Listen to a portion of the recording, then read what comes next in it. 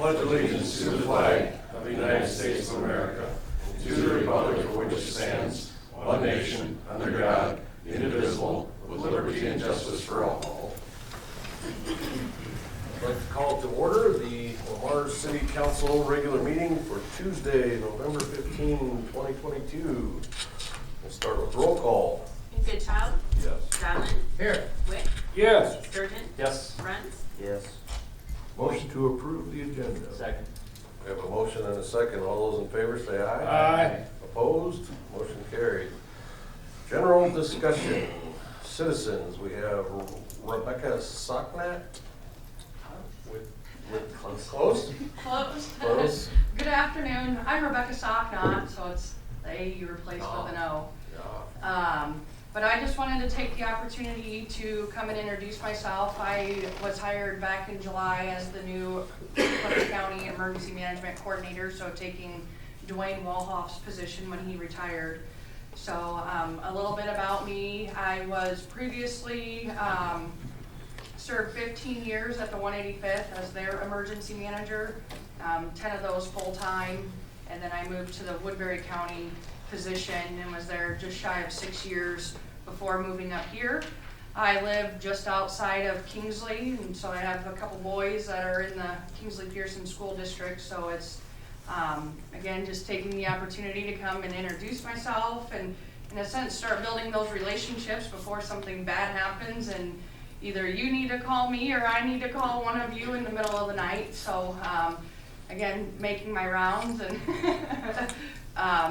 meeting with some of the responders in the area and things like that too. So thank you for the opportunity. What aircraft at the 185th? When I first got in, they were just getting rid of the 16s and transitioning to the 135s. Because I was in with A7s and then they were transitioning into 16s when I got out. So. Okay, yep, I was there right before they started having their inspections again, so. It's A7. Very good. Thank you. Thank you. I've attended one meeting with Rebecca at the helm, I believe, and does a good job. So we're in good hands. Any other citizens here for discussion? Thanks for making it, Jimmy.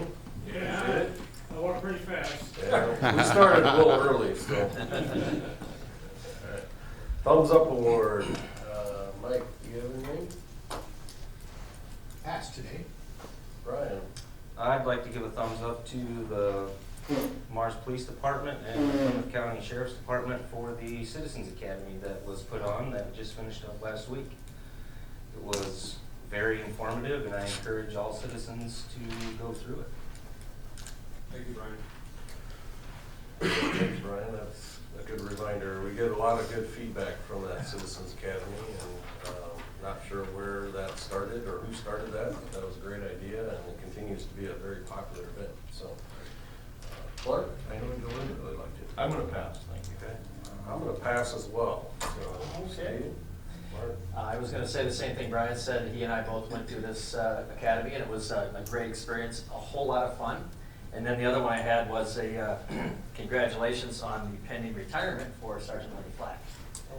Received an email about that, 34 years in law enforcement, and Lenny was part of the academy as well. Yeah, thumbs up to Lenny, and appreciate his years of service. I believe it's 34 years, is that what it was? 34 in law enforcement.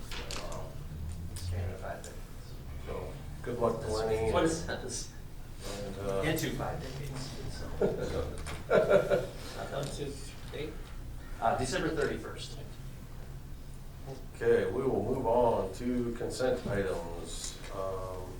Under the consent items, we have approval of the November 1st, 2022 regular meeting minutes, a list of bills for period ending 11/11/22, monthly financial statement for October 2022, interfund transfer resolution, a TIF indebtedness certification, annual urban renewal report, AFR, certified list of qualified civil service examinees, urban revitalization tax exemption requests.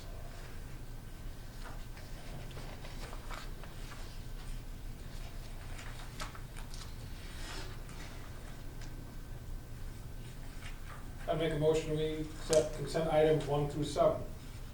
Second. We have a motion and a second. All those in favor say aye. Aye. Opposed? Yeah. Oh, there's a roll. Sorry about that. Slid one in there. Roll call, sorry. Goodchild, Yes. Diamond, Yes. Bruns, Yes. Sturgeon, Yes. Wick. Yes. Motion carried. Moving on to action items. First off, we have the final approval of public improvements for the Dogwood 3rd Edition. Dogwood Properties LLC is requesting council consideration of acceptance of the public improvements within Dogwood 3rd Edition. Council accepted a portion of the improvements completed on February 1, 2022. The remainder of the infrastructure was completed during the spring and summer, therefore needs to be accepted at this time. Administration recommends council accept the public improvements as completed. The city has reimbursed the developer per the development agreement for infrastructure completed at. Not fully yet, 75%. We're not final quantities. What's that, Jason? We've, with the completion last year and the acceptance of what improvements were done, we reimbursed 75% essentially so far. So waiting on final quantities to make that final reading back. Okay, good.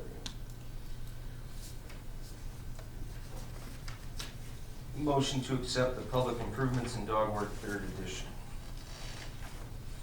Second. We have a motion and a second. All those in favor say aye. Aye. Opposed? Motion carried. Moving on to the property casualty insurance. So the renewal dates for both our property and casualty insurance policies are December 1, 2022. The staff has met with Matt Suzamil to review and update the policies. Matt Suzamil will be at the meeting to give an overview. Administration recommends continuing to insure with the Iowa Community Assurance Pool, ICAP, for property and casualty insurance. If approved, the coverage cost will be $60,841 more than last year. So, Matt, do you have some comments? Yeah, good afternoon, everyone. Again, my name is Matt Suzamel. I'm with Perspective Insurance. I trust Jacob has given you the handouts I provided him last week, which is just an overview of the property casualty renewal from ICAP.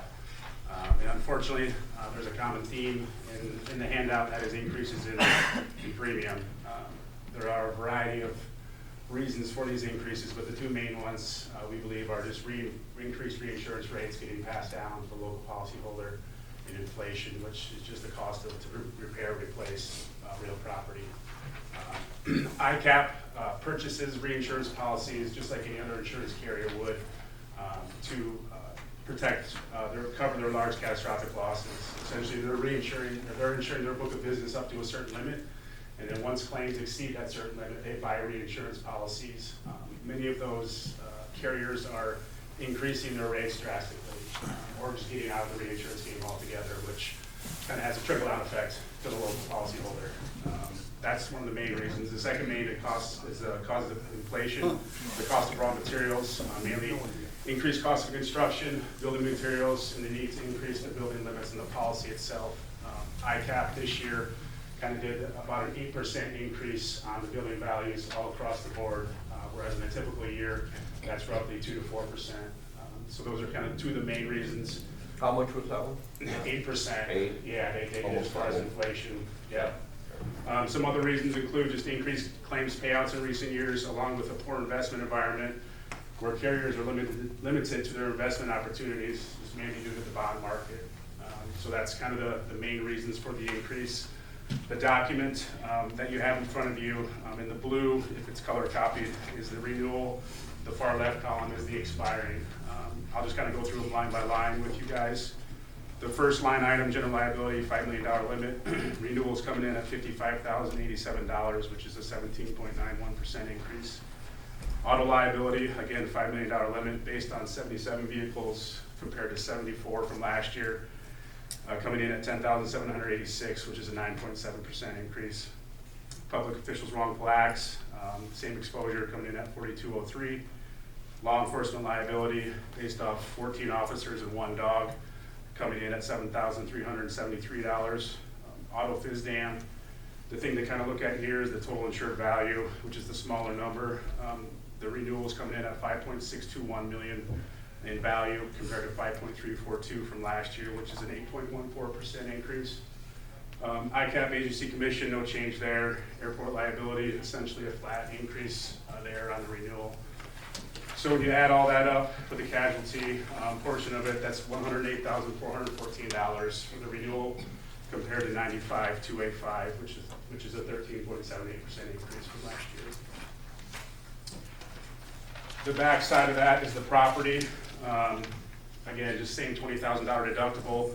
The thing to look at here is, again, the total insurance value, which going forward, we have about $137.5 million of property insured on the policy compared to last year, which is about 128 million, which is that's where you're seeing that 8% increase in those building values, whereas on a normal typical year, it's 2 to 4%. The next line item is inland marine. This is basically your scheduled equipment, your mobile equipment, things like that. 4.17 million this year compared to 3.778 from last year, which is a 10.39% increase. Prime, no change. Boiler machinery, no change there. So when you add all that up, the combined property and casualty renewal is coming in at $310,600 compared to $249,759 from last year, which is a 24.36% increase overall. For what it's worth, and I know it doesn't ease the sting, the renewal initially came in at right around 38% increase. We were able to get that down a little bit for you, but just so you're aware of that. Questions, comments? The only comment or question maybe is, we have $138,000 worth of property value. Or excuse me, 138 million. Yes. That seems high to me, but I'm not questioning it. I just, what are our big ticket items? I can go through and get a list. It just seems high to me. Yeah. Okay. We have a schedule where it's all listed out, the locations and everything, the values that are assigned to them. And I'm not even gonna question them, I'm just curious. Yeah, so it's 100 pages long, it's pretty long. We don't have no 3-story buildings or, but. We don't have a courthouse. Yeah. But it just seems high, but I'm not even questioning it. Those would be replacement costs, right? Yes. That's Pretty much just in there, you have all the wastewater equipment, water equipment. Just, okay, good enough. No, that's fine, yeah. That's fine. What's that wastewater plant probably? Oh, probably. Yeah. Pretty big. That's Water, good here. pretty big. Yeah, Public Works. They probably does something. Couple water towers. Yeah, no question. I mean. Unfortunately, demoing that building at the Y doesn't really bring that down. We take that little back. Yeah, we expect to see it drop. That's cool. All right. I have. Oh, well, I guess I do have one question. Do you see any holes, any weaknesses? No, I do not. I do a lot of other municipalities and counties, and I'm very familiar with the ICAP product, and in my opinion, it's where you guys need to be. It provides the broadest coverage for the rate. There are only a few players out there that'll even touch something like this, and from my experience just in the last 12 months, other ones are even more expensive than ICAP with less coverage. Okay.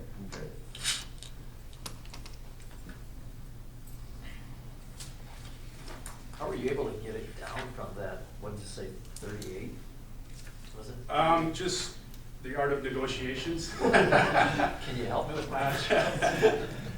It's ICAP wants to keep it in a certain range. They understand that 24% is still a huge hike, but 38% is obviously a bigger pill to swallow. So they just they work with their reinsurance carriers that they provide and just kind of negotiate that down too. So. Thanks, Chairman. Motion authorizing the renewal of the City of Lamar's property insurance and casualty insurance with ICAP pool at a cost of $310,000 Second. We have a motion and a second. All those in favor say aye. Aye. Aye opposed? Motion carried. Thanks, guys. Matt. Thank you. Engine braking signs.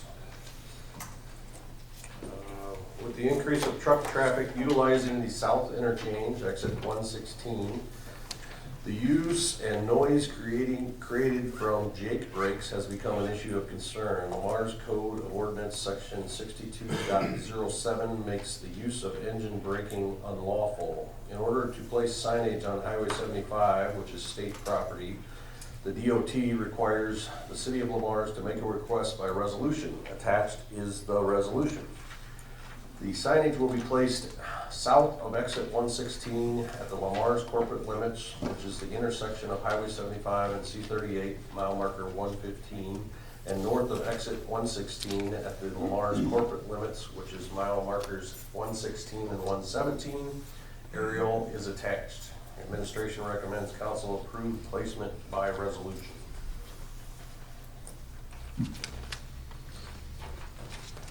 I can tell you, I fielded a complaint by the gentleman that lives right near Love's truck stop, and his comments were,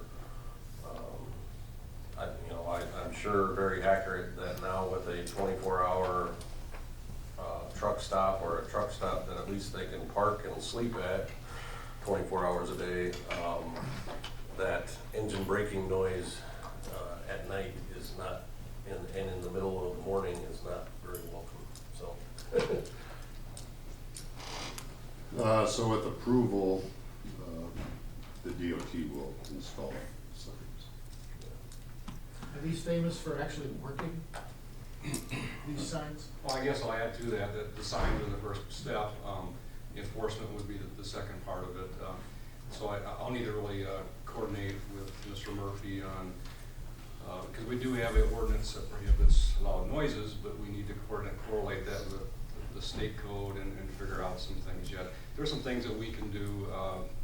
We can spend some time out there. It is going to be difficult to enforce, but I really think the signs are the first step. There's some things that I can do, like reaching out to DOT enforcement. Maybe they have some suggestions for us. So this is really the first step, I think, in the process. Do you think it'll, an undue amount of planning to enforce it? I think that we should if we're going to follow through with it, yeah. I think it's still going to be difficult because anytime I park out there, or we park out there, it may not happen. Right. And then when we're not there, it might happen. How long have we had an engine braking ordinance? A long time? I think so too. I don't drive truck, but to me, the off ramps that are uphill, there shouldn't be a big need for engine braking, other than to like to hear the sound. So as long as they have adequate brakes, it shouldn't be an issue. Right. Regardless if they're going uphill or down. Yeah. Is that right, Steve? Am I right? Engine brakes are for mountains. They're just a toy. All right. I don't have a problem with the ordinance, and our trucks aren't that loud anyway, but it's not needed for in town. Okay, usually it's livestock haulers that have the big pipes. They're taking them slowing down. Those signs will offer a level of deterrent. Okay. They will offer a level of deterrent. There's no question in my mind. Good. There will be violators, but there always are, so. Good. Awesome. Did we use one resolution number already? Yes, we Yeah, so this is 2240. Okay, so, motion to adopt resolution number 2249, two engine braking signs on Highway 75 north and south of exit 116. Second. We have a motion and a second. This requires a roll call? Yes. Yeah, Yes. it says roll call. Witt, Yes. Goodchild, Yes. Bruns, Yeah. Sturgeon, Yes. Donlin. Yes. Mark down a hesitant yes. Mediocre. Okay, motion carried. So we will, we'll ask the DOT to put those signs up, right? We don't have to do that. Not according to what I read in the email. Right. We just notify them. Perfect. And there is no problem with local enforcement, even though it's outside of city limits, correct? Correct. I mean, you have the ability.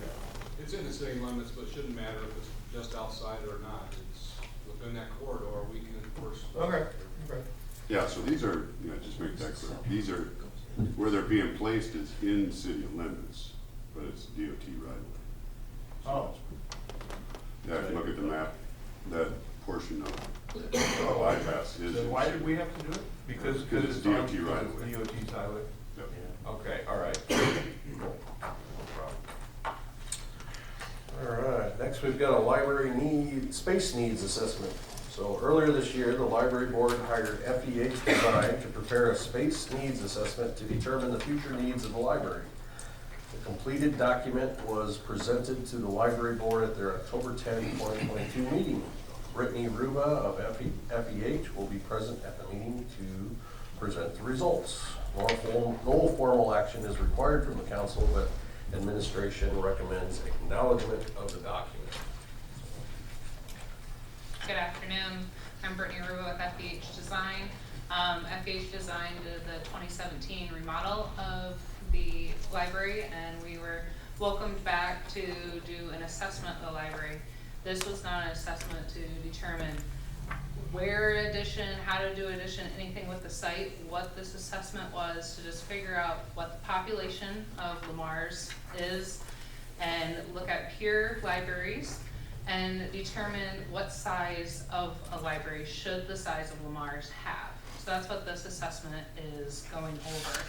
So just to give a few brief highlights, on page 4, we did some peer comparisons. We worked with the library and we worked with Jason, getting a list of 20 cities, 10 that are smaller than Lamar's, 10 that are larger than Lamar's, and looking at what their library statistics are, and comparing that to where Lamar's sits, so being right at the middle.